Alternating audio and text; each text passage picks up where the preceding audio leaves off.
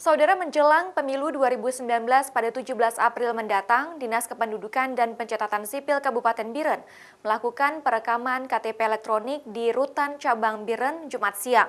Perekaman tersebut dilakukan atas instruksi Kementerian Dalam Negeri guna meningkatkan jumlah pemilih pada pemilu mendatang.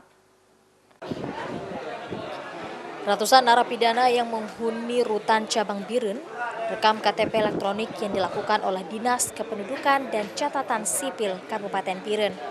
Perekaman dilakukan atas instruksi Kemendagri yang akan dilangsungkan sejak tanggal 17 hingga 19 Januari 2019.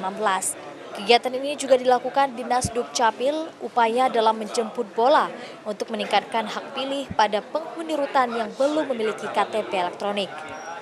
Dalam perekaman KTP elektronik juga turut hadir pihak penyelenggara pemilu dan pengawas yang menyaksikan langsung proses pendataan hingga perekaman KTP.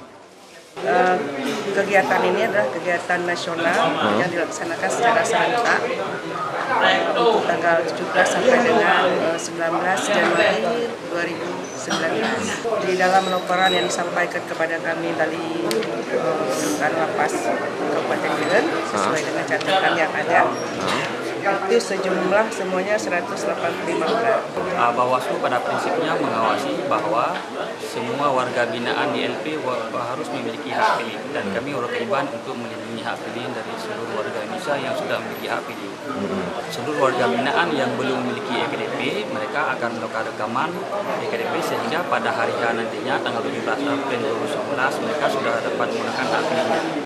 Rencananya, jika proses perekaman KTP elektronik yang telah berlangsung sejak kemarin belum selesai dilakukan hari ini, pihak Disdukcapil akan melanjutkan kembali besok, yang merupakan hari terakhir batas waktu perekamannya.